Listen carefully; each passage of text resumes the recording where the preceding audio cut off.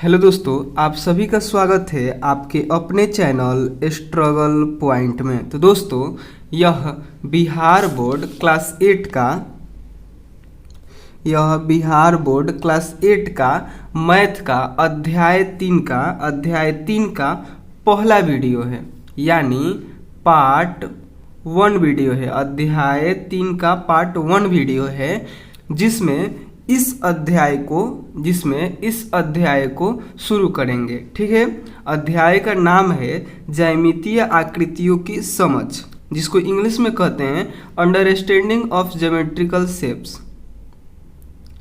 Understanding मतलब समझ, geometrical मतलब ज्यामितीय, शेप्स मतलब आकृतियों। ठीक है, और इस अध्याय में हम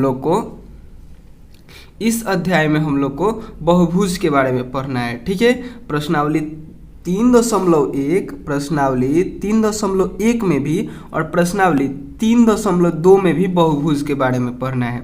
ठीक है, और उसके बाद देखिए, ये अध्याय 3 का पहला वीडियो है।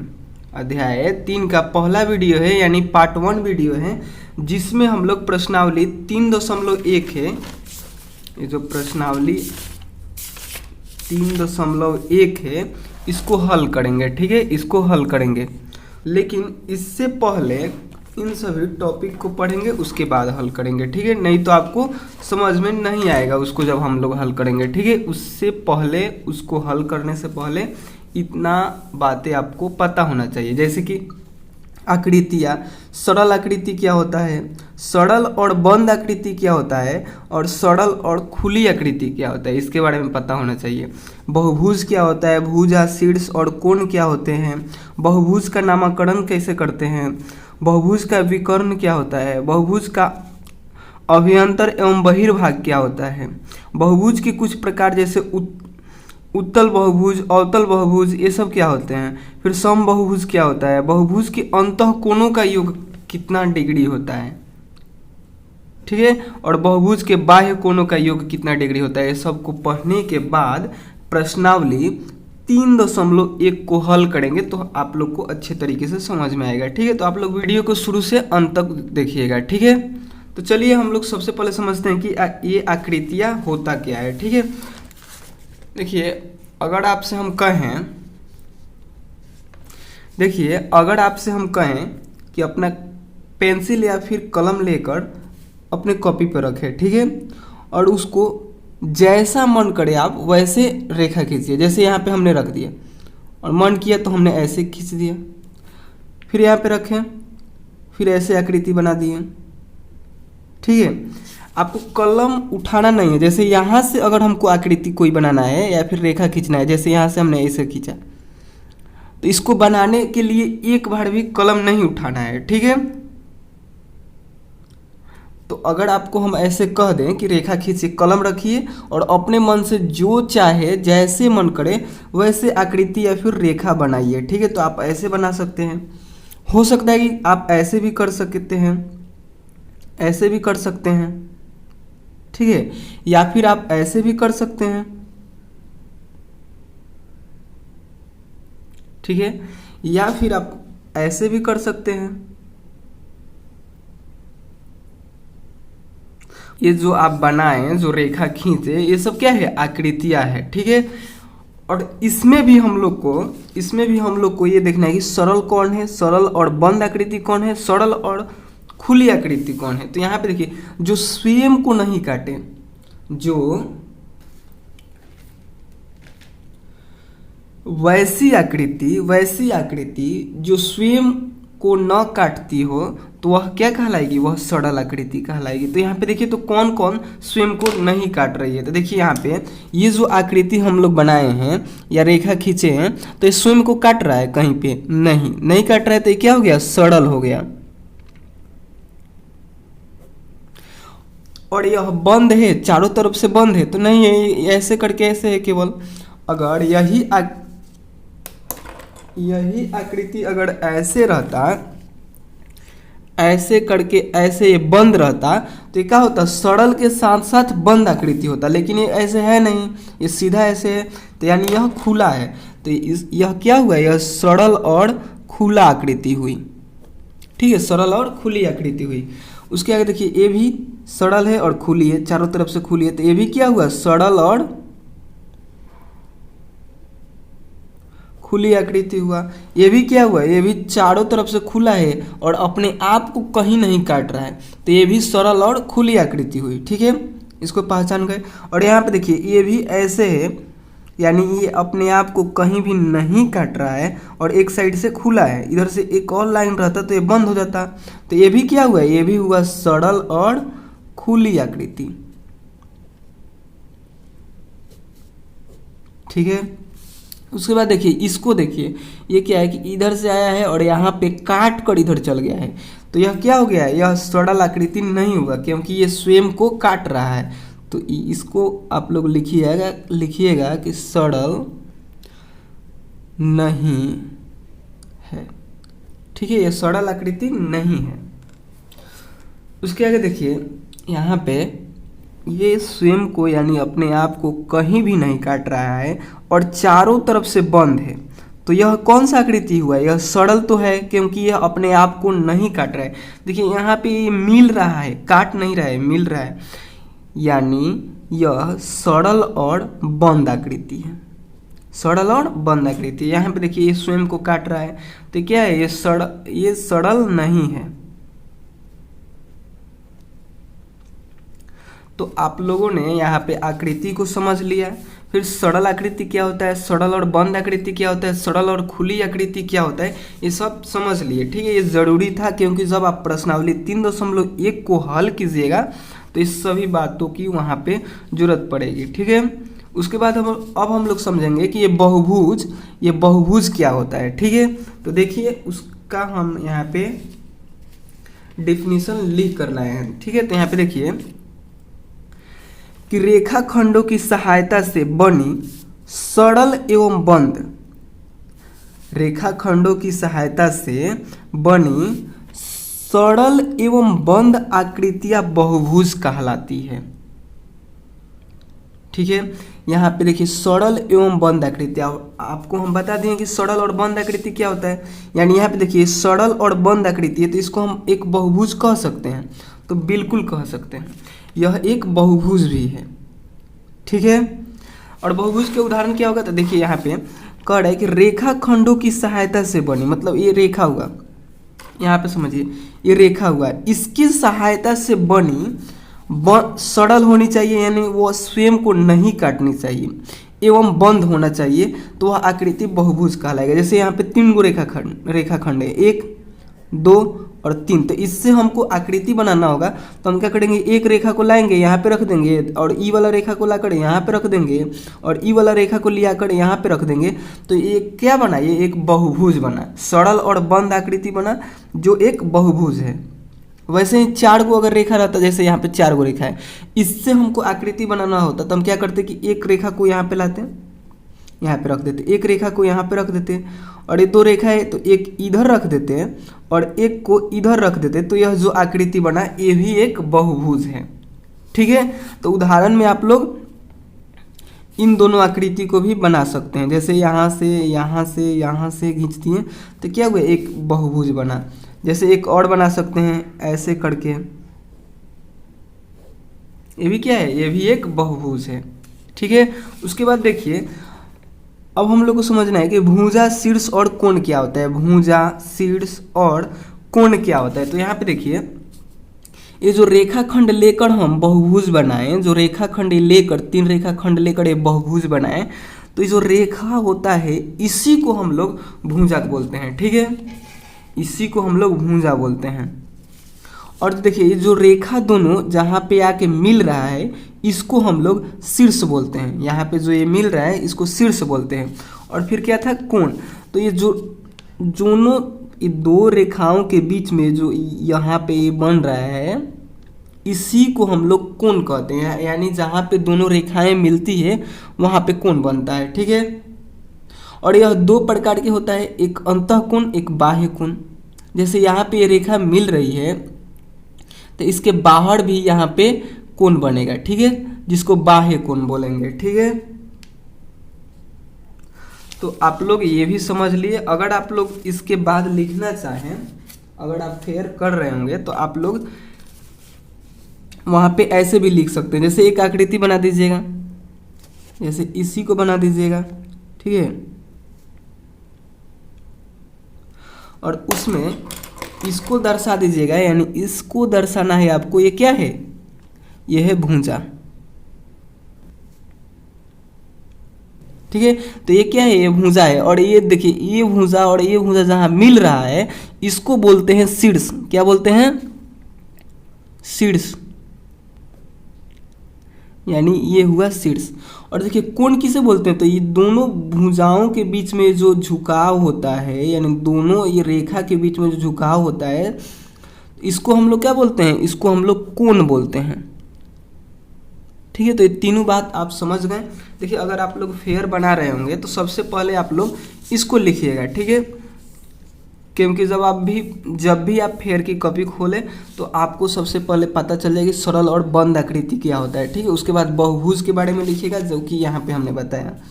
उसके बाद फिर आप लोग को लिखना है कि भुजा, शीर्ष और कोण क्या होता है। तो उसके लिए इसको आप लोग बना लीजिएगा, जिससे आपको याद आ जाए कि इसको हम लोग शीर्ष बोलते हैं। ये दोनों रेखाओं के बीच में जो कोण होता है उसको कोण बोलते हैं, ठीक है। और ये जो रेखा से मिलकर बना रहता है बहुभुज, उसको भुजा बोलते हैं, ठीक है। उसके बाद देखिए कि बहुभुज का नामकरण हम लोग कैसे करते हैं। जैसे कोई भी बहुभुज, जैसे यहाँ पे दो बहुभुज हम बना दिए, तो इसका हम लोग नामकरण कैसे करेंगे, ठीक है। दोनों बहुभुज ही हैं लेकिन इनका नाम अलग अलग होता है, ठीक है। तो बहुभुज का नामकरण कैसे करते हैं? तो बहुभुज का नामकरण हम उसकी भुजा या उसके शीर्षों की संख्या के आधार पर करते हैं। जब बहुभुज बनाते हैं तो दो रेखा जहाँ पे मिलता है उसी को हम लोग शीर्ष बोलते हैं। तो बहुभुज का नामकरण हम उस शीर्ष से करते हैं या फिर रेखाखंड से करते हैं। रेखाखंड को ही भुजा बोला जाता है, ठीक है। तो यहाँ पे जो दो ठो आकृति है इसका हम लोग नामकरण कैसे करेंगे? तो इसके शीर्ष से, यानी 1 2 3 को शीर्ष है, या फिर एक भुजा, दो भुजा, तीन भुजा, यानी 3 भुजा है तो इसका नाम हम लोग क्या रख देंगे? त्रिभुज बोल देंगे, ठीक है। 3 गो भुजा है तो इसका नाम हम लोग त्रिभुज कह देंगे, ठीक है। इसी प्रकार यहाँ पे देखिए इसका 1 शीर्ष, 2 शीर्ष, 3 शीर्ष, 4 शीर्ष है, तो इसको हम लोग चतुर्भुज बोलेंगे। या फिर 1 भुजा, 2 भुजा, 3 भुजा, 4 भुजा, 4 भुजा है तो इसको क्या बोलेंगे? चतुर्भुज बोलेंगे, ठीक है। इसको हम लोग चतुर्भुज बोलेंगे, ठीक है। यानी इसमें 3 गो भुजा है तो इसको त्रिभुज बोलेंगे, इसमें 4 भुजा है तो चतुर्भुज बोलेंगे। ऐसे ही अगर 5 गो भुजा वाला रहेगा तो बहुभुज का हम लोग नामकरण कर रहे हैं, तो अगर 5 गो, जिस बहुभुज में 5 गो भुजा रहेगा तो उसको क्या बोलेंगे? उसको पंचभुज बोलेंगे, ठीक है। ऐसे ही होगा, षटभुज होगा, सप्तभुज होगा, अष्टभुज होगा, ठीक है। ऐसे ही आगे बढ़ते चला जाएगा, लेकिन अभी हम लोग को उतना ज़रूरत नहीं है। इतना ही समझिए कि उसके बहुभुज का नामकरण हम लोग उसके भुजा और शीर्षों के आधार पे करते हैं, ठीक है। तो देखिए उसके आगे था 5वां नंबर कि बहुभुज का विकर्ण। बहुभुज का विकर्ण क्या होता है? जैसे हम लोग बहुभुज को पढ़ लिए, बहुभुज का नामकरण पढ़ लिए, तो अब हम लोग पढ़ेंगे कि बहुभुज का विकर्ण क्या होता है। तो देखिए यहाँ पे बहुभुज के किन्हीं 2 शीर्षों, बहुभुज के किन्हीं 2 शीर्षों, शीर्ष क्या होता है? जैसे ये बहुभुज है तो ये 1 शीर्ष हुआ, ये 2 शीर्ष हुआ, ये 3 शीर्ष हुआ। तो कह रहे हैं कि बहुभुज के किन्हीं 2 शीर्षों को मिलाने वाली रेखा को विकर्ण कहते हैं। बहुभुज के किन्हीं 2 शीर्षों को मिलाने वाली रेखा को विकर्ण कहते हैं, ठीक है। यहाँ पे एक शर्त है कि जो आसन नहीं हो उसी को मिलाने वाली रेखा शीर्ष कहलाती है। आसन का मतलब क्या होता है? कि ठीक बगल का ना हो। जैसे यहाँ पे देखिए ये 1 शीर्ष है तो इससे इसको नहीं, ये आसन शीर्ष कहलाएगा। ठीक बगल का है तो ये आसन शीर्ष कहलाएगा। कह रहा है कि जो आसन नहीं हो, यानी इस शीर्ष से अगर हमको विकर्ण खींचना हो तो हम लोग इस शीर्ष को और इस शीर्ष को छोड़ देंगे। उसके बाद जो शीर्ष बचा, यानी ये शीर्ष बचा और ये शीर्ष बचा, इसको हम लोग यहाँ से यहाँ तक रेखा खींचेंगे तो यह विकर्ण कहलाएगा, ठीक है। क्योंकि यहाँ पे कह दे रहा है कि जो आसन नहीं हो, बहुभुज के किन्हीं दो शीर्षों को मिलाने वाली रेखा विकर्ण कहलाती है, जो आसन नहीं होना चाहिए, मतलब ठीक बगल का नहीं होना चाहिए। इसका इस शीर्ष से विकर्ण हमको खींचना है,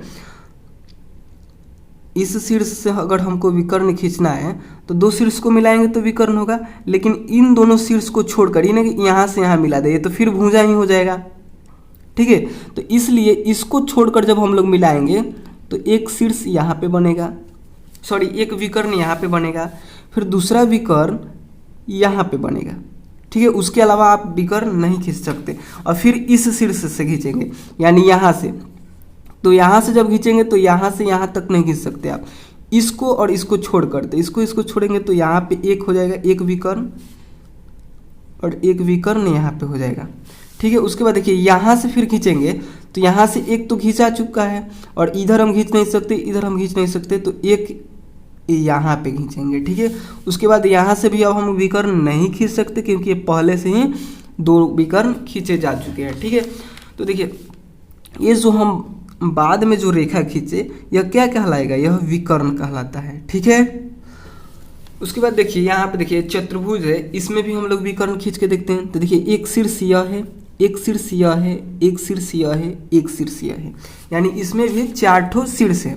तो किन्हीं दो शीर्षों को मिलाने वाली, जैसे इस शीर्ष से इसको और इसको छोड़कर, क्योंकि कह रहे आसन शीर्ष नहीं होना चाहिए, अगर यहाँ इस शीर्ष से अगर आपको विकर्ण खींचना है तो इस शीर्ष से ही आसन वाला शीर्ष नहीं खींचना है, ठीक बगल वाला शीर्ष से विकर्ण नहीं खींचना है, आपको मिलाना है तो डायरेक्ट यहाँ पे मिलाइए, ठीक है। तो यह एक विकर्ण हुआ, ठीक है। और फिर इसको भी यहाँ से यहाँ तक मिला सकते हैं, ये बगल वाला को छोड़कर, ये बगल वाला को छोड़कर, ये बचा तो इसी से ही मिला दीजिए, तो ये क्या हुआ, यह विकर्ण हुआ। चतुर्भुज में दो ही विकर्ण होते हैं, चतुर्भुज में दो ही विकर्ण होते हैं, ठीक है। और देखिए ये पंचभुज था, 1 2 3 4 5, देखिए इसमें कितना विकर्ण हुआ था, 1 विकर्ण, 2 विकर्ण, 3 विकर्ण, 4 विकर्ण, 5 विकर्ण, इसमें कितने विकर्ण हुए थे, 5, ठीक है। उसके आगे देखिए, उसके आगे था कि बहुभुज का अभ्यंतर एवं बहिर्भाग क्या होता है। तो यहाँ पे देखिए बहुभुज का अभ्यंतर एवं बहिर्भाग क्या होता है। तो यहाँ पे देखिए कि बहुभुज के अंदर के भाग को अभ्यंतर बोलते हैं एवं बाहर के भाग को बहिर्भाग कहते हैं, ठीक है। यानी कोई भी बहुभुज है, जैसे यहाँ पे है ये, तो इसके अंदर अगर कुछ होगा तो इसको हम लोग क्या बोलेंगे, इसको हम जैसे यहाँ पे 3 लाइन खींचे तो ये किस भाग में है, ये अभ्यंतर भाग में है, यानी अंदर के भाग में है। और यहाँ पे हमने 3 ठो लाइन खींचा तो यह बहिर्भाग में यानी बाहर के भाग में है, ठीक है। इस पर प्रश्न भी है प्रश्नावली में आपके, इसीलिए ये हम बता रहे हैं, ठीक है। बहुत इंपॉर्टेंट है, अगर आप इधर समझ लीजिएगा तो उधर प्रश्न को हल करने में आपको आसानी होगा, ठीक है। नहीं तो अगर नहीं समझिएगा, आप वीडियो स्किप करके प्रश्न को केवल हल कर लीजिएगा तो उधर आपको कठिनाई होगा प्रश्न को हल करने में। केवल आप छापिएगा, हम बताएंगे आपको छापिए, आपको छापना पड़ेगा, ठीक है। और समझे रहेंगे तो आप खुद से बनाएंगे, प्रश्नावली का जो प्रश्न होगा वो आप खुद से बनाएंगे, ठीक है। उसके आगे देखिए, उसके आगे है बहुभुज के कुछ प्रकार, जैसे उत्तल बहुभुज, अवतल बहुभुज, ये क्या होता है। तो यहाँ पे देखिए बहुभुज के सभी विकर्ण, जो हम लोग विकर्ण खींचे, यहाँ पे हम लोग विकर्ण खींचना सीखे ना, तो उसी के बारे में कह रहे हैं कि बहुभुज के सभी विकर्ण अंदर हो तो उत्तल बहुभुज, अन्यथा अवतल बहुभुज कहलाता है। जैसे यहाँ पे हमने बहुभुज में विकर्ण को खींचा, तो इसमें देखिए सभी विकर्ण जो है, यानी जो ये लाइनें हम एक्स्ट्रा खींचे हैं वह सब बहुभुज के अंदर है। अगर यही बाहर रहता तो वह बहुभुज अवतल बहुभुज कहलाता, ठीक है, अवतल बहुभुज कहलाता। जैसे यहाँ पे समझिए, यहाँ पे भी हम लोग विकर्ण खींच के देख रहे हैं। देखिए यहाँ से अगर इस सिर से विकर्ण खींचना होगा तो इससे और इसको मिला दें तो नहीं, विकर्ण खींचना रहता है तो ठीक बगल वाले को नहीं मिलाते हैं, इधर बगल और इधर बगल दोनों को छोड़कर बाकी जो बचा उसको मिलाएंगे, यानी इससे इसको मिलाएंगे, फिर इससे इसको मिलाएंगे, 2 गो हो गया, फिर इससे इसको छोड़ेंगे और इसको छोड़ के मिलाएंगे, यानी इससे मिलाएंगे 3 गो, इधर आएगा 4 गो। यहाँ पे देखिए आप लोग को ये स्केल से मिलाना है, इससे मिलाना है, बिना स्केल से हम किए, देखिए गलती हो गया, ठीक है। यानी 4 गो अभिन्न विकर्ण बन चुका है। फिर देखिए यहाँ से आप इधर मिल चुका है, इसको ऐसे मिला सकते हैं। इसके अलावा अब इसमें विकर्ण नहीं बनेगा, ठीक है, क्योंकि ये पंचभुज है, 5 ही ठो विकर्ण बनेगा। 1 2 3 4 5 ठो विकर्ण बन गया, क्योंकि ये पंचभुज है, ठीक है। कोई भी पंचभुज आकृति होगा तो उसमें 5 ही विकर्ण आप खींच सकते हैं, ठीक है। और देखिए यहाँ पे ध्यान देने वाली बात है कि जो आप विकर्ण को खींचे सब क्या है, बहुभुज के अंदर ही है। इसलिए क्या है कि यह उत्तल बहुभुज है, क्योंकि कह रहा है, देखिए बहुभुज के सभी विकर्ण अंदर हो तो उत्तल बहुभुज, अंदर है सभी विकर्ण, हाँ, तो ये क्या हो गया, ये उत्तल बहुभुज हो गया। और इसका जब आप लोग विकर्ण को खींचिएगा तो यह बहुभुज के बाहर भी विकर्ण होंगे इसके, इसीलिए क्या है, यह अवतल बहुभुज है। खींच के दिखा दें, देखिए इस शीर्ष से अगर आप खींच रहे हैं तो इस शीर्ष से इस शीर्ष को आप नहीं मिला सकते और इसको भी नहीं मिला सकते हैं, ठीक है। इन दोनों को छोड़ने के बाद, क्योंकि ये आसन शीर्ष है, इन दोनों को छोड़ने के बाद आप लोग विकर्ण को खींचेंगे, यानी शीर्ष से शीर्ष को मिलाएंगे। तो इस शीर्ष से इस शीर्ष को मिलाएंगे तो ये तो बाहर हो गया। बहुभुज तो इधर ही है ना, ब्लू लाइन के अंदर बहुभुज है, बहुभुज का अंदर वाला भाग हुआ, ठीक है। यहाँ पे आपको हम पहले ही बता दिए कि बहुभुज का ये जो ब्लू लाइन के अंदर जितना भी होगा ये क्या होगा, ये अभ्यंतर भाग होगा, यानी अंदर का भाग होगा, और बाकी सब बाहर का भाग होगा। तो यहाँ पे देखिए ब्लू लाइन के अंदर क्या है, ये अंदर का भाग है बहुभुज का, लेकिन जो विकर्ण हम खींचे वह बहुभुज के बाहर हो रहा है, इसलिए बहुभुज क्या होगा, अवतल होगा। यहाँ पे कह रहा है कि बहुभुज के सभी विकर्ण अंदर हो तो उत्तल, तो इसमें अंदर था तो उत्तल, और बहुभुज के अगर एक भी विकर्ण बाहर हो तो वह क्या कहलाएगा, वह अवतल बहुभुज कहलाएगा, ठीक है। आप लोग ये समझ गए, और इस पर भी प्रश्न है आपकी प्रश्नावली में, ठीक है। तभी हम इन सभी को हम समझा रहे हैं, नहीं तो हम नहीं समझाते, ठीक है। तो इसलिए आप लोग वीडियो को नहीं छोड़िएगा, वीडियो लंबा होगा लेकिन आप लोग को पूरा देखना है, ठीक है। उसके आगे देखिए, ये आप समझ गए। उसके आगे देखिए समबहुभुज क्या होता है, तो इसको समझिए। यहाँ पे जब बहुभुज में सभी भुजाएं एवं सभी अंतःकोण, अंतःकोण मतलब ये अंदर का कोण, ठीक है। अंतःकोण कहने का मतलब होता है कि अंदर का, और एक बाह्य कोण भी होता है, ठीक है। बाह्य कोण हम आपको आगे बताएंगे, ठीक है। तो यहाँ पे समझिए कि सभी भुजाएं एवं सभी अंतःकोण समान माप के हो तो वह समबहुभुज कहलाता है। देखिए जो अंतःकोण मतलब ये जो अंदर का कोण क्या हो, सभी समान माप का हो। जैसे अगर ये 60 डिग्री का है, ये भी 60 डिग्री का हो, ये भी 60 डिग्री का हो, और ये भुजा अगर कोण 5 सेंटीमीटर का है तो ये भी 5 सेंटीमीटर का हो, ये भी 5 सेंटीमीटर का हो, तब जाकर यह एक समबहुभुज कहलाएगा। समबहुभुज कहलाएगा, क्योंकि यहाँ पे कह रहा है कि जब बहुभुज में सभी भुजाएं, यानी इस भुजा मतलब क्या है, रेखा क्या हो, समान माप के हो, और अंतःकोण भी क्या हो, समान माप के हो, तब वह समबहुभुज कहलाएगा। तो ये क्या है, एक समबहुभुज है। और ये भी इसका जो कोण है 90 डिग्री का है, ये भी 90 डिग्री का है, ये भी 90 डिग्री का है, ये भी 90 डिग्री का है, और इसका ये जो भुजा है वो भी समान हो, यानी 5 सेंटीमीटर का हो या फिर 4 सेंटीमीटर का हो, ये सभी, तो ये क्या कहलाएगा, यह भी एक समबहुभुज कहलाएगा, ठीक है। तो आप लोग समबहुभुज समझ गए। उसके आगे देखिए यहाँ पे है कि बहुभुज के अंतःकोण का योग। बहुभुज के अंतःकोण कहने का मतलब ये जो अंदर वाला कोण है, ठीक है, ये अंदर वाला कोण, इसको अंतःकोण बोलते हैं। और यहाँ पे देख लीजिए बाह्य कोण, समझिए कि अंदर वाला कोण हो गया, ये सब क्या हुआ, अंदर जो है अंदर वाला कोण, और जो ये बाहर है इसको हम लोग बोलते हैं बाह्य कोण, ठीक है। ये जो बाहर कोण बना हुआ है इसको क्या बोलते हैं, इसको बाह्य कोण बोलते हैं। लेकिन अभी हम लोग को पढ़ना है कि बहुभुज के अंतःकोणों का योग कितना होता है। तो इसके लिए एक सूत्र होता है, जिस सूत्र के माध्यम से आप निकाल सकते हैं कि किसी भी बहुभुज के अंतःकोणों का योग कितना होता है। तो वह सूत्र है, सूत्र क्या है, आपके बुक में ही होगा, यहाँ पे हम दिखा दें।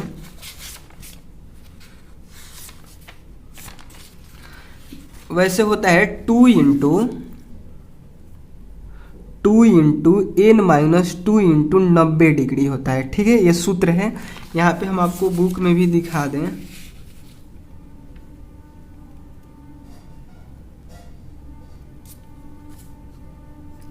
देखिए यहाँ पे लिख रहा है, यहाँ पे है 2 इंटू एन माइनस टू गुने समकोण। समकोण कहने का मतलब होता है 90 डिग्री। ठीक है, तो यहाँ पे आप हिंदी में समकोण भी लिख सकते हैं या फिर 90 डिग्री भी लिख सकते हैं। ठीक है, ठीक है। तो यह यहाँ पे क्या हुआ, फॉर्मूला हुआ इसका। ठीक है, तो इस फॉर्मूले से हम इन सभी का, देखिए हम इन सभी का क्या बोलते हैं, अंतःकोणों का योग निकालेंगे। ठीक है, यानी देखिए यहाँ पे क्या है, ये जो एन है, एन का मतलब होगा ये बहुभुज का जो भुजा होगा। यानी देखिए 1 भुजा, 2 भुजा, 3 भुजा, 4 भुजा।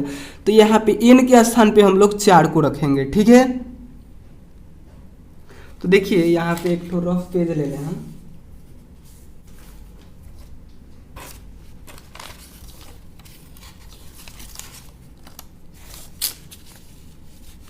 यहीं पे समझिए, यहाँ पे समझिए कि जो ये चतुर्भुज है इसका हम लोग के अंतःकोणों का योग निकालना होगा। तो कैसे निकालेंगे, तो इस सूत्र पे रखेंगे, यानी 2 इंटू एन माइनस टू।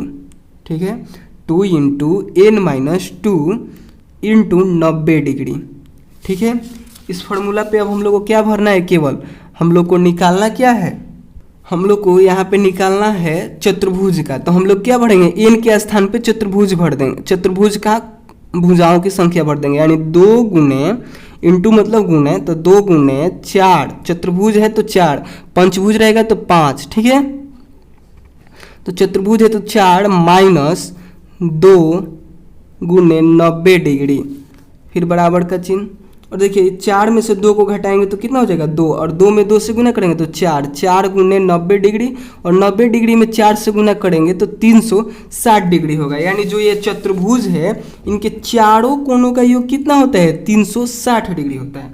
इसको इसको इसको इसको चारों को मिला देंगे तो 360 डिग्री होगा। ठीक है, वैसे ही है यहाँ पे पंचभुज। तो पंचभुज का निकालना होगा तो इसी में हम लोग एन के स्थान पे क्या रख देंगे, 5 रख देंगे, और -2 करेंगे और 90 डिग्री करेंगे। ठीक है, तो इसको जब हम लोग सॉल्व करेंगे तो देखिए कितना आएगा, 2 गुने 5 में से 2 को घटाइएगा तो 3 गुने 90 डिग्री हो जाएगा। ठीक है, और देखिए 3 में 2 से गुना कीजिएगा 6 और 90 डिग्री, और 6 में 9 से गुना कीजिएगा, 90 में 6 से गुना कीजिएगा तो हो जाएगा 540 डिग्री। ठीक है, तो पंचभुज के पांचों कोणों का योग कितना हो जाएगा, 540 डिग्री। यानी इस कोण को, इस कोण को, इस कोण को, इस कोण को, इस कोण को आपस में जोड़िएगा तो ये हो जाएगा 540 डिग्री। ठीक है, वैसे ही आप त्रिभुज का निकाल सकते हैं। ठीक है, त्रिभुज के लिए भी वही नियम होगा, 2 into N minus two into 90 degree, यानी 2 गुने 3 माइनस 2 गुने 90 डिग्री। तो 3 में से 2 को घटाइएगा तो 1 हो जाएगा, और 1 में 2 से गुना कीजिएगा तो 2 ही रह जाएगा, और 90 डिग्री, तो 9 दूनी 18, यानी 180 डिग्री हो गया। त्रिभुज के तीनों कोणों का योग कितना हो जाएगा, 180 डिग्री हो जाएगा। और यही समबाहुभुज रहेगा। कोई त्रिभुज है जो समबाहु है तो उसके क्या होगा, तीनों कोण बराबर होंगे, यानी इसी को हम लोग 3 भाग में बांट देंगे। ठीक है, तो कितना हो जाएगा, 60-60 हो जाएगा, 60-60 हो जाएगा। ठीक है, और तीनों को जोड़ेंगे तो फिर 180 डिग्री आ जाएगा। ठीक है, उसके आगे देखिए, उसके बाद हम लोग को समझना था कि ये बहुभुज के बाह्य कोण का योग। ठीक है, कि बहुभुज के बाह्य कोणों का योग कितना होता है। देखिए बहुभुज के बाह्य कोणों को निकालने का कोई सूत्र नहीं होता है। ठीक है, बहुभुज के बाह्य कोणों का योग ही टोटल 360 डिग्री होता है। इसी में हम लोग सभी को बांट देते हैं। अगर त्रिभुज है तो 3 भागों में बांट देंगे और लिख देंगे कि इतना इतना हुआ बाह्य कोण। ठीक है, तो जैसे यहाँ पे त्रिभुज के बाह्य कोणों का योग निकालना हो तो कितना होगा, 360 ही होगा। ठीक है, और पंचभुज के बाह्य कोणों का योग, जैसे ये क्या है, 1 भुज 2 3 4 5 6, यानी ये षष्ठभुज है। तो षष्ठभुज है तो जिसके यहाँ पे भी कोण है, बाह्य कोण, दूसरा बाह्य कोण, तीसरा बाह्य कोण, चौथा बाह्य कोण, पांचवा बाह्य कोण, छठा बाह्य कोण, इन सभी को हम लोग जोड़ेंगे तो कितना होगा, 360 डिग्री। जो बाह्य कोण है इन सभी को हम लोग जोड़ेंगे तो 360 डिग्री होगा। और एक को निकालना हो तो इसी में हम लोग 6 से भाग दे देंगे। ठीक है, ठीक उसी प्रकार यहाँ पे देखिए त्रिभुज के बाह्य कोण 1 2 3, तो अगर तीनों त्रिभुज के बाह्य कोण का योग निकालना हो तो कितना होगा, 360 डिग्री होगा, ठीक है। और एक का निकालना हो तो इसी में हम लोग कितना से भाग दे देंगे, 3 को कोण है तो 3 से भाग दे देंगे, ठीक है। ऐसे ही निकालेंगे, ठीक है। इसका कोई सूत्र नहीं होता है, ठीक है। तो चलिए अब हम लोग प्रश्नावली के प्रश्नों को हल करते हैं। यहाँ पे जितना भी टॉपिक था सभी को हम लोगों ने पढ़ लिया, तो अब हम लोग प्रश्नावली के प्रश्नों को हल करेंगे, ठीक है। तो देखिए पहला प्रश्न है, प्रश्नावली 3.1 में पहला प्रश्न है कि सरल एवं बंद आकृति क्या होती है, उदाहरण देते हुए उनके प्रमुख गुणों को समझाइए। तो आपको हम पहले ही बताएं, वीडियो के शुरू में ही बताएं कि सरल एवं बंद आकृति क्या होता है, बताएं ना। जो स्वयं को न काटे और बंद हो वह सरल एवं बंद आकृति कहलाता है, ठीक है। तो यहाँ पे लिख दीजिएगा वही, यानी पहले के हल में आप लोग लिखिएगा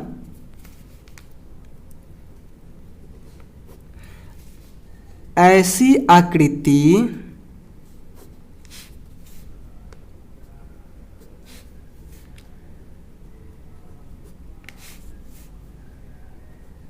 जो कहीं भी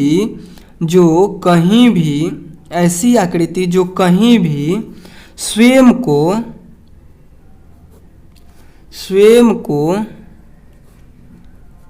न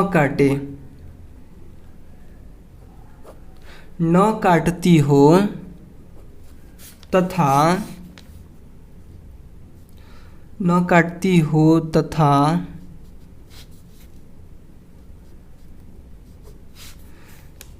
चारों तरफ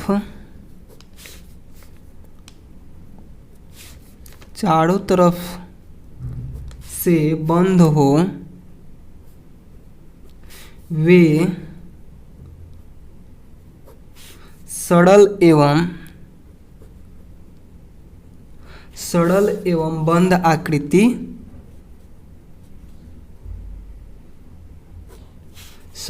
बंद आकृति कहलाती है।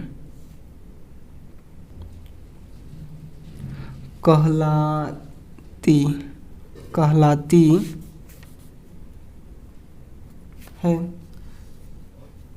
ठीक है। तो ये तो हम आपको पहले ही बता दिए थे कि जो स्वयं को न काटे और चारों तरफ से बंद हो, जो स्वयं को न काटे वो सरल और चारों तरफ से बंद हो तो बंद। तो यही पूछ रहा था कि सरल एवं बंद आकृति क्या होती है। तो ऐसे ही आप लोग को लिख देना है और उदाहरण में लिखना है। उदाहरण में कोई बहुभुज का चित्र बना देना है। बहुभुज भी क्या होता है, सरल होता है और बंद होता है, ठीक है। तो बहुभुज में जैसे त्रिभुज बना दीजिए, एक चतुर्भुज बना दीजिए। चतुर्भुज मतलब जिसका 4 भुजा हो, खाने वाला भुजा नहीं, ठीक है, ये रेखा वाला भुजा, ठीक है। तो जिसका 4 भुजा हो चतुर्भुज हो जाएगा। नाम लिखना चाहें तो लिख सकते हैं, जैसे त्रिभुज, ये हो गया चतुर्भुज,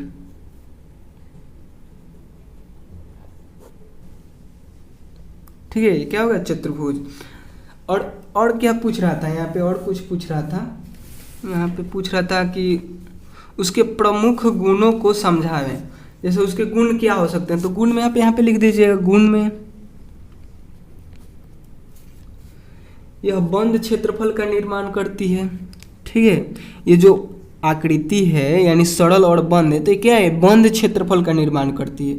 ऐसे ही अगर ऐसे केवल रहे, यहाँ पे समझिए कि कोई आकृति हम ऐसे बना दे तो ये बंद क्षेत्रफल का निर्माण करेगा नहीं। इधर से तो खुला है, इधर से बंद रहेगा तब ना ये बंद क्षेत्रफल का निर्माण करेगा, ठीक है। तो यहाँ पे लिख दीजिएगा कि यह जो आकृति है यह बंद क्षेत्रफल का निर्माण करता है। यह एक बंद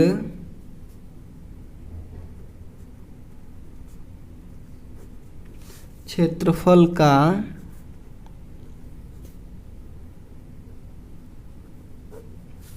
निर्माण करती है। एक और गुण लिख दीजिएगा कि यह कहीं भी स्वयं को नहीं काटती है। यह कहीं भी स्वयं को नहीं काटती है। बस उसके आगे जल्दी से हम लोग दूसरे प्रश्न को हल करते हैं कि निम्नलिखित आकृतियों में से पहचान करें कि कौन सी सरल है, कौन सी बंद है, वह सरल है, कौन सी, देखिए यहाँ पे कौन सी सरल है, कौन सी बंद है वह सरल है, कौन सी खुली है, कौन सी उत्तल है एवं कौन सी अवतल आकृति है। तो उत्तल अवतल आकृति आप लोग को पहचानना हम बता ही दिए हैं, सरल और सरल नहीं है ये भी पहचानना बता दिए हैं, और खुली है या बंद है ये भी आप लोग पहचान सकते हैं। जब अगर खुला रहेगा तो खुली है और बंद रहेगा तो बंद है।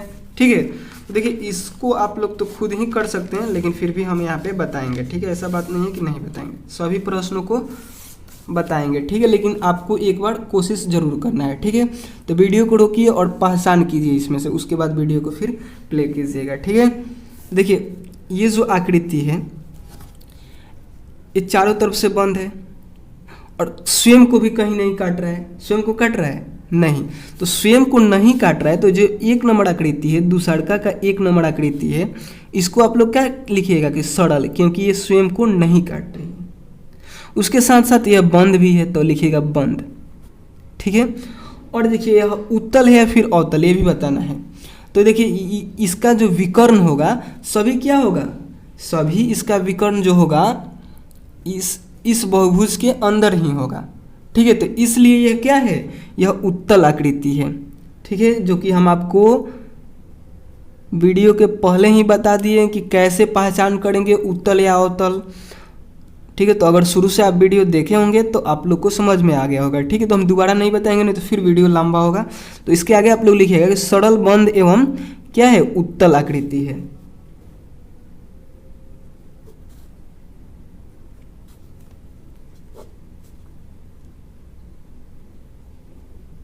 ठीक है, तो दूसरा का जो पहला आकृति था उसमें क्या लिखना था कि सरल, बंद एवं उत्तल आकृति है। ठीक है, इसमें इतना लिखना है। ठीक है, उसके आगे देखिए ये क्या सरल है, ये स्वयं को नहीं काट रहा है तो ये सरल है, यानी दूसरा में आपको लिखना है कि यह सरल है। ठीक है, सरल के साथ साथ क्या ये बंद भी है, नहीं, ये क्या है, खुली है, तो लिखिएगा एवं खुली आकृति, सरल एवं खुली आकृति, बस इतना ही लिखना है।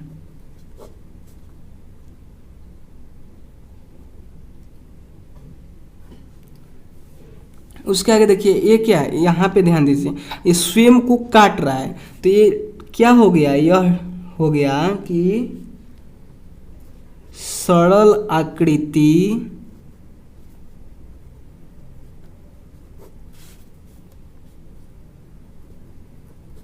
नहीं है।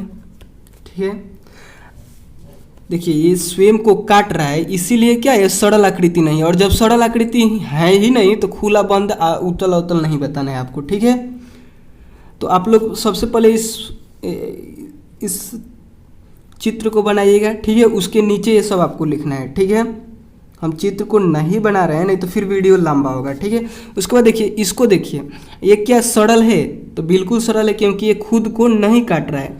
यानी चौथा में आपको लिखना है, चौथा में लिखना है सरल, और उसके साथ साथ ये बंद है या फिर खुली है, तो ये बंद है, तो सरल, बंद, और उसके साथ साथ ये अवतल है या फिर उत्तल है, तो यह एक अवतल आकृति है क्योंकि इसका जब आप यहाँ से विकर्ण को खींचिएगा तो ये बाहर आएगा। ठीक है, इसलिए क्या है, यह अवतल आकृति है, लिखिएगा अवतल।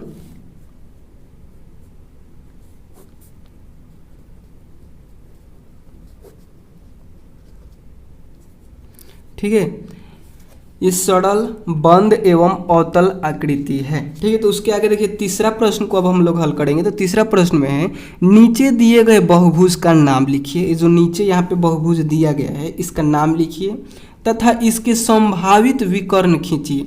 इसके संभावित जितने भी विकर्ण होंगे उतने खींचिए।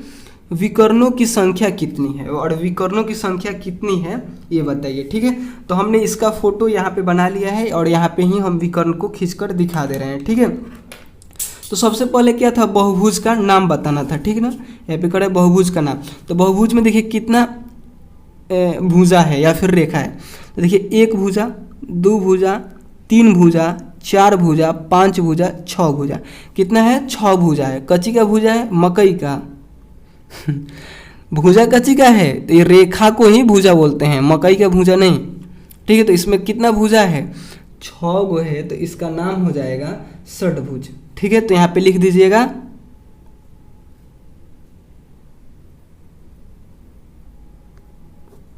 षटभुज, ठीक है। तो इसका नाम अब हम लोग लिख दिए। अब क्या बताना है इसमें, अब बताना है कि इसमें कितने विकर्ण खींचे जा सकते हैं। तो खींच के देख लेते हैं, और खींचने को भी बोल रहा है तो यहाँ पे हम लोग खींचते हैं। देखिए यहाँ से खींचेंगे तो इस शीर्ष से इस शीर्ष को और इस शीर्ष को छोड़कर, इस शीर्ष को और इस शीर्ष को छोड़कर हम लोग मिलाएंगे, ठीक है। यानी इस शीर्ष से आप यहाँ पे भी मिला सकते हैं, स्केल से मिलाएंगे, नहीं तो फिर गलत हो जाएगा, ठीक है। तो यहाँ से यहाँ मिलाएंगे, एक विकर्ण हुआ, ठीक है। फिर यहाँ से यहाँ मिलाएंगे, 2 विकर्ण हुआ। फिर यहाँ से यहाँ पे भी मिलाएंगे, कितना हो गया, 3 विकर्ण हो गया, ठीक है। उसके अलावा यहाँ पे नहीं मिला सकते और यहाँ पे नहीं मिला सकते, मिला सकते हैं लेकिन यहाँ से मिलाएंगे फिर, अगर इसको मिलाना हो तो, ठीक है। तो 3 विकर्ण अभी हो चुके हैं। फिर देखिए ये चौथा हो गया, पांचवा के बाद इसको नहीं मिला सकते, और इधर ये मिल चुका है, ठीक है। 5 को विकर्ण हुआ। उसके बाद देखिए यहाँ से 2 ठो हम लोग खींच सकते हैं। 5वां के बाद यहाँ से 6ठा विकर्ण,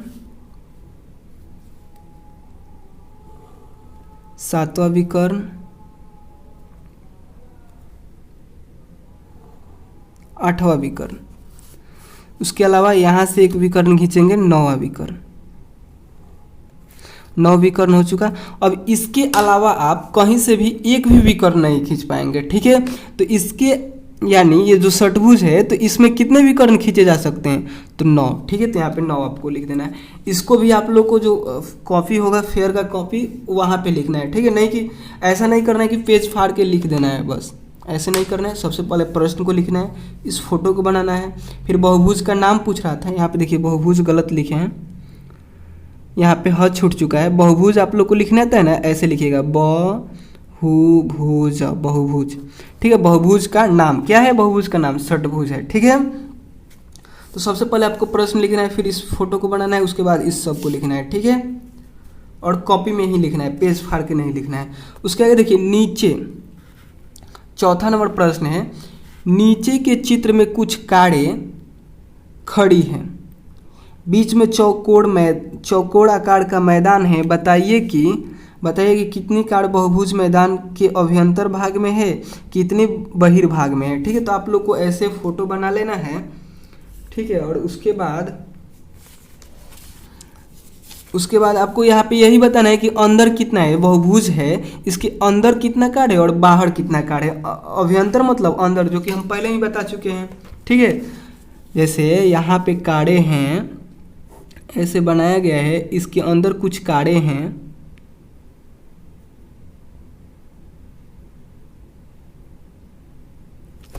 और कुछ बाहर भी कारें हैं, ठीक है। कार्ड हमको बनाने नहीं आता है, आप लोग भी ऐसे ही बना लीजिएगा, ठीक है। और जितना जितना है वैसे आप लोग अच्छे तरीके से बनाइएगा, ठीक है।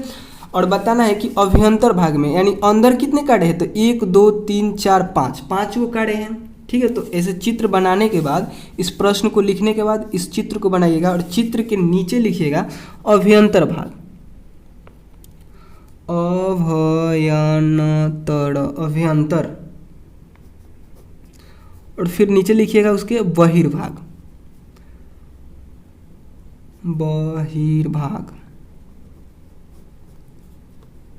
बहिर्भाग मतलब होता है बाहर का, नहीं कान बहिर हो, ऐसा ना। तो देखिए अभ्यंतर भाग में कितने कारे हैं, 1 2 3 4 5, कितने हैं, 5, 5 कार्ड। और बहिर्भाग में 1, 2 और 3, इधर को भी गिनना है और इधर को भी गिनना है, सब तो बहुभुज के बाहर ही होगा। ठीक है, तो 3 गो कार्ड है तो लिख दीजिएगा 3 कार्ड। ठीक है, एकदम आसान प्रश्न था। यानी इस प्रकार से आपने चौथे प्रश्न को भी हल कर दिया। ठीक है, उसके आगे देखिए 5वां प्रश्न है, नीचे के 2 कॉलमों में से एक में बहुभुज का नाम तथा दूसरे में उसके अंतःकोणों के भुजाओं की मापों का योग दिया गया है। बहुभुज के नाम को उनके अंतःकोणों के माप के योग से मिलान कीजिए। यानी देखिए यहाँ पे बहुभुज का नाम दिया गया है और नीचे यहाँ पे उसके सभी कोणों का योग दिया गया है जिसको आपस में मिलान करना है। ठीक है, तो आप लोग ऐसे कीजिएगा, तो आप लोग ऐसे अगर मिलान कीजिएगा, जैसे त्रिभुज का कितना होता है 180 डिग्री होता है, जैसे कि यहाँ पे हमने शुरू में ही बताया था, किसी पेज में तो बताया था। देखिए यहाँ पे बताए थे इसके सभी कोणों का योग कितना होता है 180 डिग्री होता है। तो इस त्रिभुज को आप लोग को यहाँ पे लिया के मिलाना है ऐसे। तो देखने में गंदा लगेगा, आप लोग को ऐसे नहीं करना है। क्या करना है कि सामने सामने लिख देना है। ठीक है, यानी 5वें के हल में आप लोग को लिखना है, सबसे पहले प्रश्न को लिखना है, ऐसे बना भी लेना है और उसके बाद लिखना है त्रिभुज और इसको मिलाना है 180 डिग्री से। ठीक है, और कैसे निकालते हैं, और अच्छा ठीक है, त्रिभुज का तो पता था। अब नौभुज का कितना होता है ये हम कैसे निकालेंगे कि नौभुज का कितना अंतःकोणों का योग होता है, ये कैसे हम पता करेंगे? तो इस सूत्र से पता करेंगे। यहाँ पे 9 भरेंगे और इस सूत्र को लगाएंगे और सॉल्व करेंगे तो निकल जाएगा। ठीक है, तो त्रिभुज का तो 180 डिग्री होता है। वैसे ही पंचभुज का यहाँ पे लिख देते हैं पंचभुज,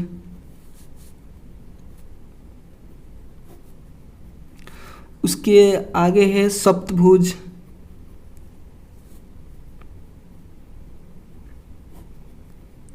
सात भुजा वाले को सप्तभुज बोलेंगे। फिर है नौभुज, 9 गो भुजा रहेगा तो नौभुज बोलेंगे। फिर है षटभुज, षटभुज मतलब 6 गो भुजा रहेगा। तो जैसे कि यहाँ पे भी था, ये क्या था, ये एक षटभुज था। ठीक है, तो देखिए त्रिभुज का 180 डिग्री होता है और पंचभुज का हम लोग निकालेंगे। यहाँ पे देखिए, तो उसके लिए पेज चाहिए हमको।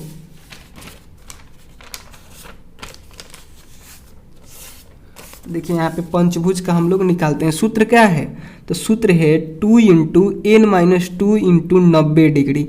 और पंचभुज का निकालना है तो यहाँ पे 5 रखेंगे, यानी 2 × 5 - 2 × 90 डिग्री। ठीक है, यहाँ पे गुना का भी चिन्ह आप दे सकते हैं, ये क्या है गुना में ही है। ठीक है, तो 5 में से 3 को घटाइएगा तो 5 में से 2 को घटाइएगा तो 3 हो जाएगा, और 3 में 2 से गुना कीजिएगा तो 6 हो जाएगा, और 6 में 90 डिग्री से गुना कीजिएगा तो कितना हो जाएगा, 6 में 90 डिग्री से गुना कीजिएगा तो 540 डिग्री हो जाएगा। ये भी हम लोग निकाले थे शायद। यहाँ पे देखिए, हाँ ये पंचभुज था, इसके 5 कोणों का योग कितना होता है 540 डिग्री। और यहाँ पे भी पंचभुज को हम लोग को मिलाना था तो इससे मिलाएंगे। यहाँ पे देखिए, ठीक है, तो इससे मिलाएंगे तो हो जाएगा 540 डिग्री। ठीक है, आप लोग को देखिए, अब यहाँ से यहाँ तक चिन्ह खींचते तो देखने में अच्छा नहीं लगता, और इस त्रिभुज को भी मिलाते इधर तो कैसे लगता है, एकदम खराब से लगता है। इसीलिए आप लोग सबके सामने सामने लिख दीजिए। ठीक है, अच्छा दिखने में भी लगेगा। ठीक है, उसके बाद देखिए सप्तभुज, सप्तभुज में 7 भुजा, यानी 2 × 7 - 2 × 90 डिग्री। ठीक है, और 7 में से 2 को घटाइएगा तो 5, और 5 में 2 से गुना कीजिएगा तो 10 और गुने 90 डिग्री, और 90 में 10 से गुना कीजिएगा तो 900 डिग्री हो जाएगा। ठीक है, तो 900 डिग्री से इसको मिलाइए, यहाँ पे 900 डिग्री लिख दीजिए। उसको नौभुज, तो नौभुज में भी वैसे करना है, यहाँ पे 9 रख देना है केवल। तो 2 × 9 - 2 × 90 डिग्री। 9 में से 2 को घटाइए तो 9 में से 2 को घटाएंगे तो 7 हो जाएगा। ठीक है, इधर 2 है, इधर 90 डिग्री है, फिर 7 में 2 से गुना करेंगे तो 14 हो जाएगा, फिर 90 डिग्री है। तो और 90 डिग्री में 90 डिग्री में 14 से गुना करेंगे तो ये हो जाएगा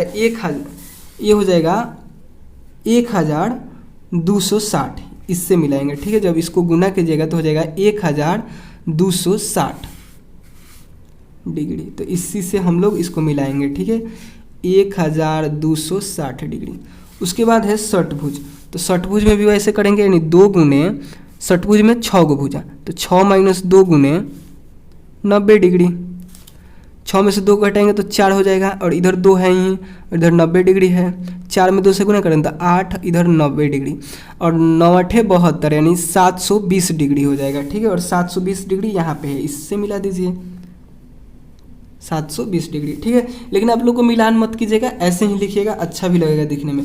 और देखिए इसका आंसर पीछे पता ना कैसे दिया है, वहाँ पे लग रहा है हमको कि मिस्टेक हुआ है, ठीक है। तो इसका देखिए जो प्रश्न में पूछ रहा था कि ये जो बहुभुज है, बहुभुज का नाम दिया गया है, इसके अंतः कोणों के योगों से मिलाना, अंतः कोणों के मापों के योगों से मिलाना है। योग मतलब जोड़ से मिलाना है। जैसे यहाँ पे त्रिभुज है, तो त्रिभुज के ये जो अंतः कोण है, इनके योग कितना होता है तीनों के, उससे उसको मिलाना है। यानी त्रिभुज के अंतः कोण 180 डिग्री होता है, उससे इसको मिलाना था, ठीक है। तो उस पर ज़्यादा ध्यान मत दीजिएगा लो, इसका राइट आंसर यही सब होगा, ठीक है। ऐसे मिलान ही करना था, ठीक है। तो उसके आगे देखिए 6ठा नंबर प्रश्न है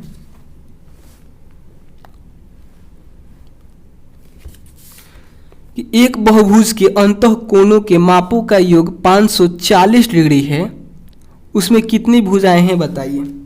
इसको भी हम लोग आसानी से बता सकते हैं। देखिए छठा के हल में लिखेंगे, छठा के हल में लिखेंगे क्या लिखेंगे कि बहुभुज के अंतः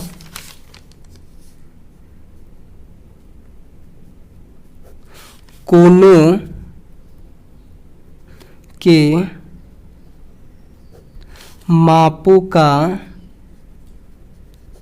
योग्य बराबर कितना है 540 डिग्री। 540 डिग्री है तो 540 डिग्री लिख देंगे, और इसको उसी सूत्र पर निकाला गया होगा। कौन सा सूत्र? तो 2 into n minus 2 into 90 degree, इसी सूत्र पे निकाला गया होगा। यानी यह सूत्र बराबर 540 डिग्री, ठीक है। और इसको अब हम लोग समीकरण की तरह हल करेंगे, यानी 2 में n से गुना करेंगे तो हो जाएगा 2n, और 2 में माइनस 2 से गुना करेंगे तो 4 हो जाएगा, और इधर यह गुना में है तो इस साइड जाएगा तो भाग में, यानी 540 डिग्री बटे 90 डिग्री, और 90 डिग्री से यह 540 डिग्री 6 बार में कट जाएगा, ठीक है। तो यहाँ पे हो जाएगा 2n बराबर 6 प्लस, इधर यह माइनस में तो इस साइड जाएगा तो प्लस में 4, फिर यह 2n बराबर, इन दोनों को जोड़ेंगे तो हो जाएगा 10, फिर या, और n बराबर, इधर यह n के साथ गुना में है 2 तो इधर जाएगा तो भाग में 10 बटे 2, यानी 2 एकम 2 और 2 पचे 10, कितना हो गया n बराबर कितना आया 5 आया, ठीक है। n बराबर 5 आया तो यहाँ पे n क्या होता है, n होता है बहुभुज के भुजाओं की संख्या। आपको बताए होंगे, शायद नहीं बताए होंगे तो समझिए यहाँ पे कि जो सूत्र में n होता है वह क्या होता है, भुजाओं की संख्या होता है। जब भी हम लोग यहाँ पे निकालें, इसको मिलान करने के लिए हम लोग निकाल रहे थे, जैसे त्रिभुज का निकाले, पंचभुज का निकाले, तो यहाँ पे हम लोग जो रख रहे थे n के स्थान पे यहाँ पे 7 रखा, तो ये सप्तभुज में जो 7 भुजा होता है उसी का मान यहाँ पे रखा, यानी n के स्थान पे रखा। उस टाइम पता था, और यहाँ पे नहीं पता था तो हम लोग इसको निकाल दिए ऐसे करके, तो कितना आया 5 आया, यानी भुजाओं की संख्या कितना होगा 5 होगा। तो यहाँ पे लिख दीजिएगा अतः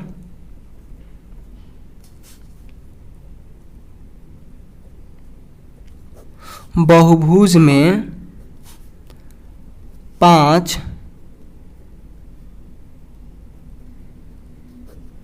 भुजाएं हैं, ठीक है। ये जो बहुभुज है जिसका 540 डिग्री योग है, सभी कोणों का योग 540 डिग्री है, उसमें 5 भुजाएं हैं, यानी वह पंचभुज है, ठीक है। तो इसका हल आप लोग को ऐसे ही करना है, ठीक है। उसके आगे देखिए 7वें नंबर प्रश्न को जल्दी से हल करते हैं। 7वां नंबर प्रश्न है कि एक बहुभुज की 8 भुजाएं हैं। यहाँ पे देखिए एक समबाहुभुज, समबाहुभुज मतलब कि उसका सभी भुजा सभी कोण बराबर होंगे, समबाहुभुज कह दिया तो, ठीक है। और उसकी 8 भुजाएं हैं, उसके प्रत्येक बाह्य कोण की माप ज्ञात कीजिए, और उसके बाद प्रत्येक अंतः कोण अंतः कोण कितने माप का होगा। देखिए यानी प्रत्येक बाह्य कोण और प्रत्येक अंतः कोण के माप आपको बताना है कि कितना कितना डिग्री का होगा, ठीक है। और बहुभुज क्या है, सम बहुभुज है, यानी एक निकालिएगा तो सब पता चल जाएगा, ठीक है। तो इसको देखिए कैसे हल कीजिएगा, तो यहाँ पे लिखिएगा, इसमें भी लिखिएगा कि सम बहुभुज, इसमें लिखिएगा 7वां के हल में लिखिएगा, इसमें सम बहुभुज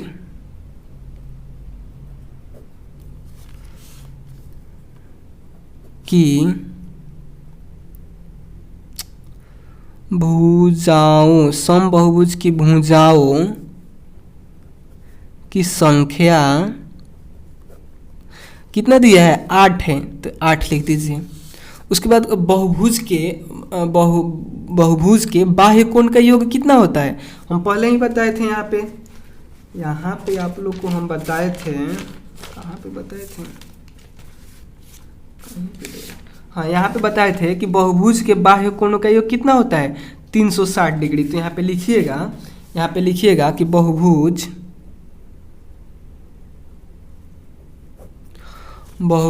के बाह्य कोणों का योग कितना होता है, तो 360 डिग्री होता है, ठीक है। और कह रहा है कि प्रत्येक बाह्य कोण निकालिए, ठीक है। तो प्रत्येक बाह्य कोण निकालना है तो हम लोग क्या करेंगे, आपको 8 को भुजा है तो 8 से भाग दे देंगे तो प्रत्येक निकल जाएगा, ठीक है। तो यहाँ पे लिखेंगे अतः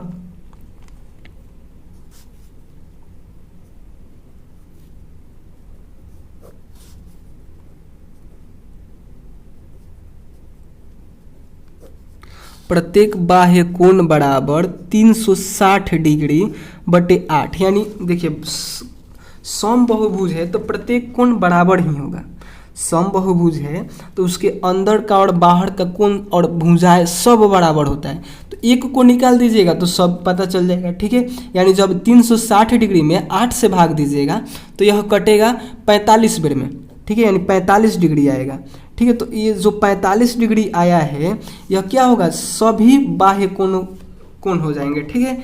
यानी जो अष्टभुज होगा उसका एक बाह्य कोण 45 डिग्री का, दूसरा 45 डिग्री, तीसरा 45 डिग्री, चौथा 45 डिग्री, ऐसे करके 8 कोण क्या होंगे, 45 डिग्री का होंगे। और यही प्रश्न में पूछ रहा था। और उसके अलावा एक और बात पूछ रहा था कि अंतः कोण कितने कितने माप के होंगे। तो लिखिएगा बहुभुज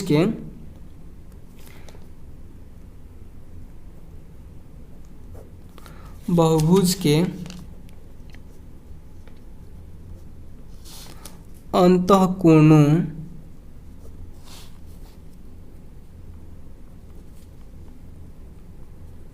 कोणों का योग बराबर, इसका तो हम लोग को पता नहीं है, इसको हम लोग सूत्र पे ही निकालते हैं, ठीक है। बहुभुज के अंतः कोणों का योग हम लोग कैसे निकालते हैं, इस सूत्र पे निकालते हैं, यानी 2 × n - 2 × 90 डिग्री, इसी सूत्र पे निकालते हैं। तो इसी सूत्र पे उसको रखेंगे, यानी 2 × n, यानी n मतलब भुजाओं कितना है, भुजाओं की संख्या 8 है, तो 8 रखेंगे -2 और गुना 90 डिग्री कर देंगे, ठीक है। और निकलेगा कितना, तो 8 में से 2 को घटाएंगे तो हो जाएगा यहाँ पे 6, और 6 में 2 से गुना करेंगे तो हो जाएगा 12, और 12 में 90 डिग्री से गुना करेंगे तो यहाँ पे हो जाएगा 12 में 90 डिग्री से गुना करेंगे तो हो जाएगा 1080 डिग्री, ठीक है। यानी जो बहुभुज होगा, जैसे यहाँ पे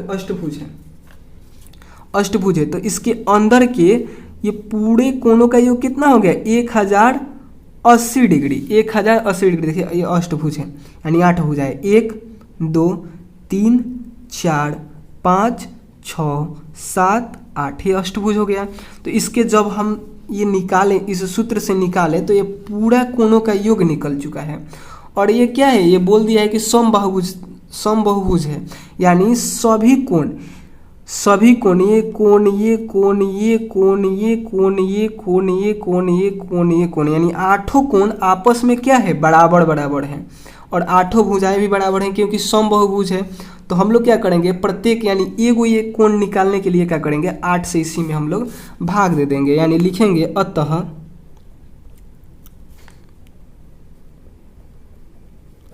प्रत्येक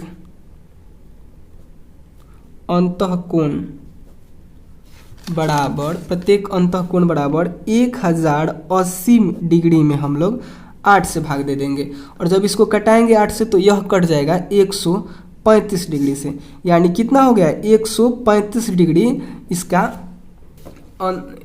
एक कोण हो गया। ये कोण 135 डिग्री हो गया। और 8 कोणों को जोड़ दीजिएगा तो यह इसके बराबर आ जाएगा। ठीक है, तो शायद आप लोग समझ रहे होंगे ये क्या था। ये अष्टभुज था, अष्टभुज था जिसको इंग्लिश में ऑक्टागोन बोलते हैं। ठीक है, जिसको इंग्लिश में ऑक्टागोन बोलते हैं। तो शायद आप लोग सभी प्रश्न को समझे होंगे। लास्ट वाला प्रश्न थोड़ा हम फास्ट किए हैं। ठीक है, अगर आप लोग को नहीं समझ में आया होगा तो आप लोग कमेंट कीजिएगा, हम फिर से बताएंगे। ठीक है, और वीडियो पसंद आया हो तो प्लीज़ वीडियो को लाइक कीजिएगा। और चैनल पे नए हैं और चैनल को सब्सक्राइब नहीं किए हैं, चैनल को सब्सक्राइब नहीं किए हैं तो प्लीज़ सब्सक्राइब भी कर लीजिएगा। ठीक है, तो चलिए मिलते हैं अगले वीडियो में। तब तक के लिए बाय दोस्तों।